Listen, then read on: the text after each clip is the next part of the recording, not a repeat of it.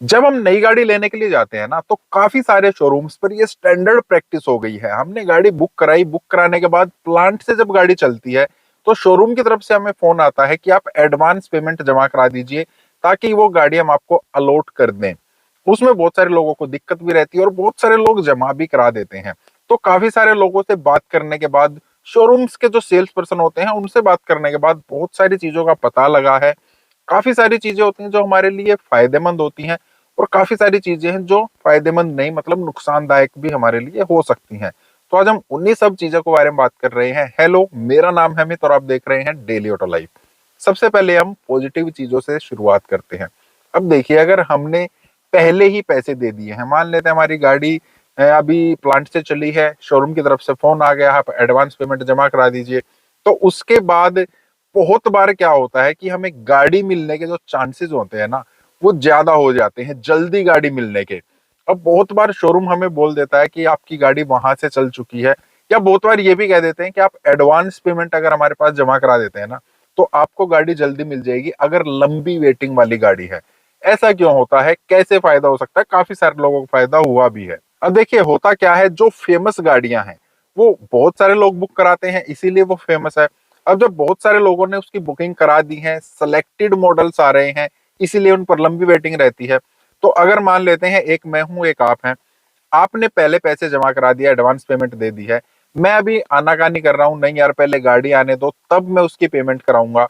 जब गाड़ी आ जाती है, मान लेते हैं आपने पहले पेमेंट जमा करा दी है और मैंने अभी पेमेंट जमा नहीं कराई है, तो गाड़ी किसको मिलेगी? ऑब्वियस सी बात है, आपको ही मिलेगी, क्योंकि आपने पेमेंट जमा करा दी है।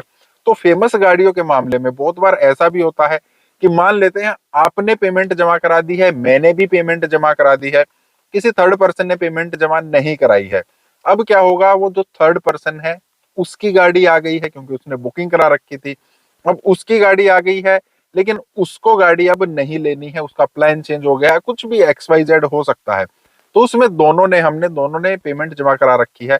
अगर आपने पहले पेमेंट जमा कराई है तो कंपनी क्या बोलेगी, यार हमारे पास ना एक कस्टमर तैयार है, उसकी पेमेंट भी आई पड़ी है हमारे पास, चलो उसको ये गाड़ी दे देते हैं। और हो सकता है मैंने पेमेंट बाद में कराई या मैंने नहीं कराई है, तो उस केस में कंपनी मेरे को कंसीडर नहीं कर रही है। तो बहुत बार ऐसा हुआ है, बहुत बार मैंने देखा है कि एडवांस पेमेंट देने से हमें गाड़ी की जो डिलीवरी है वो जल्दी मिल जाती है। दूसरा केस, आपको क्या फायदा हो सकता है, जब हम गाड़ी लेने के लिए जाते हैं ना, तो काफी टाइम, काफी लेंथी प्रोसेस उसमें हो जाती है।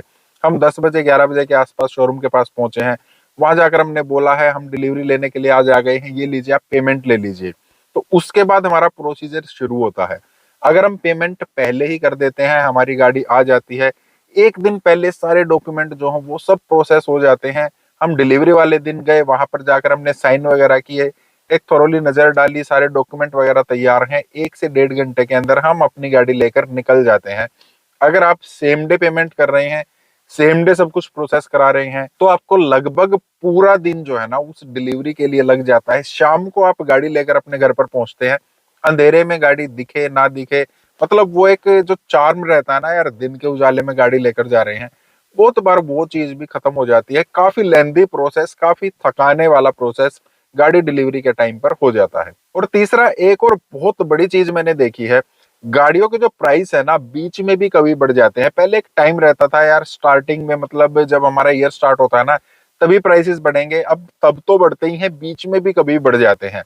अगर आपने पेमेंट पहले ही कर दी है और उसके बाद आपकी गाड़ी आने में 15 से 20 दिन लग गए हैं, 15-20 दिन के अंदर अगर प्राइस बढ़ जाते हैं, तो उस केस में आपको प्राइस प्रोटेक्शन बहुत बार मिल जाता है।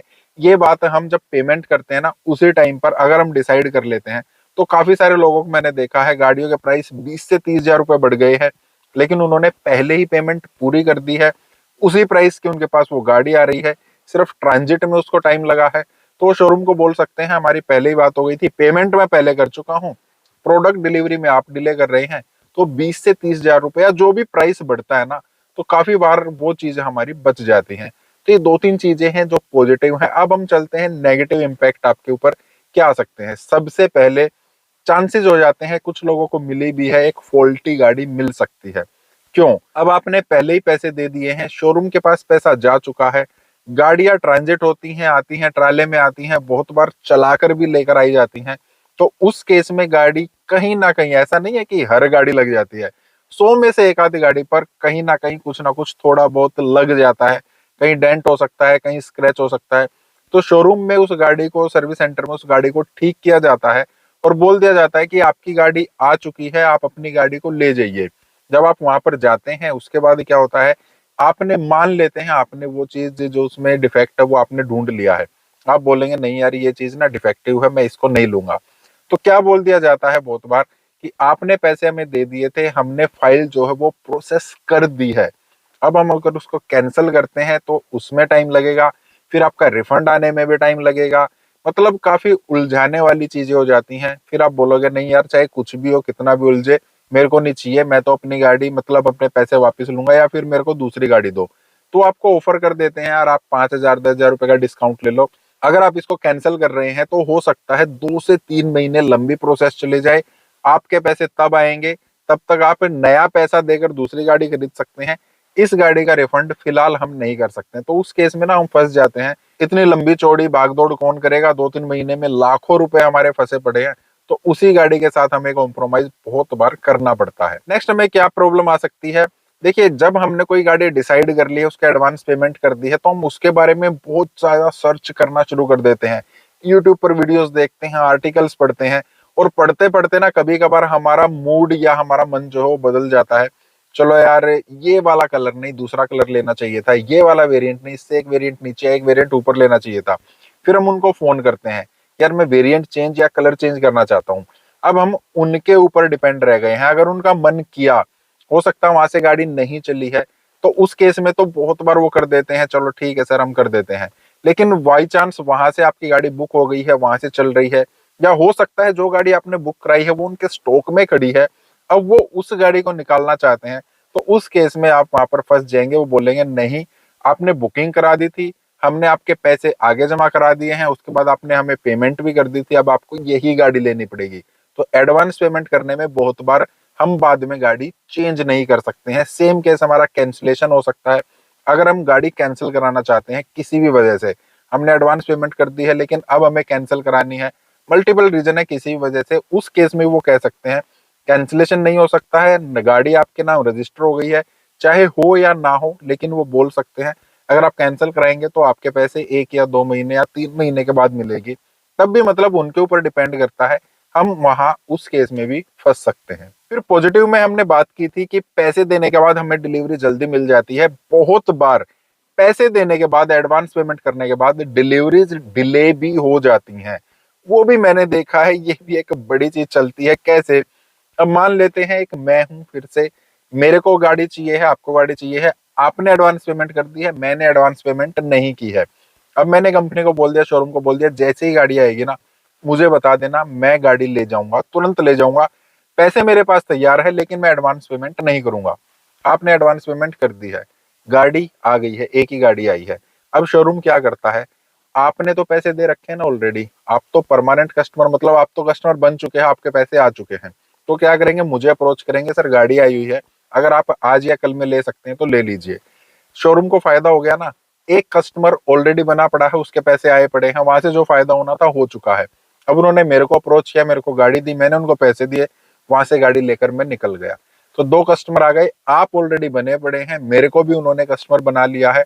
आपको जब चाहे वो अपनी मर्जी से गाड़ी देंगे। डिले भी बहुत बार होता है, बहुत बार देखा मैंने, ये वाली धांधली तो बहुत ज्यादा चलती है। तो इस वजह से डिले भी बहुत बार हमारी गाड़ी की डिलीवरीज हो जाती हैं। लास्ट फिर क्या है, एडवांस पेमेंट करने से हमें बहुत बार डिस्काउंट का भी नुकसान होता है। वो कैसे है, जब आप बुकिंग कराने के लिए गए हैं, आपकी गाड़ी की बुकिंग हो गई है, आपने वहां पर डिस्काउंट मांगा, फिर वो बोल देते हैं जब डिलीवरी का टाइम आएगा ना तब देख लेंगे, आज आप बुकिंग करा दीजिए।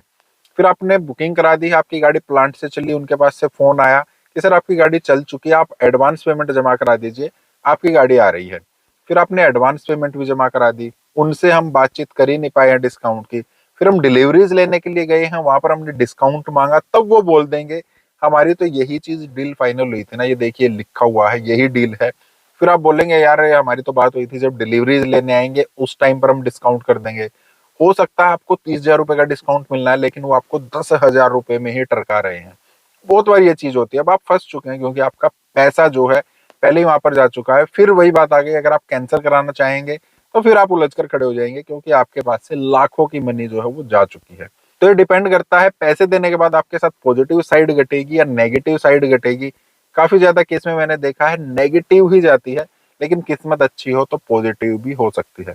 तो मैं तो आपको यही सजेस्ट करूंगा कि पहले एडवांस पेमेंट मत कीजिए, जो आपकी गाड़ी आ जाए थोरोली चेक करके तभी आप उसको गाड़ी को लीजिए, तभी पेमेंट कीजिए, ज्यादा बढ़िया रहता है। फिर भी आप कुछ कहना चाहते हैं, कुछ पूछना चाहते हैं, आप कमेंट कर सकते हैं इस टाइप के वीडियोस के लिए। आप वीडियो को लाइक करना, चैनल को सब्सक्राइब करना। मिलते हैं नेक्स्ट वीडियो में। Thank you, bye.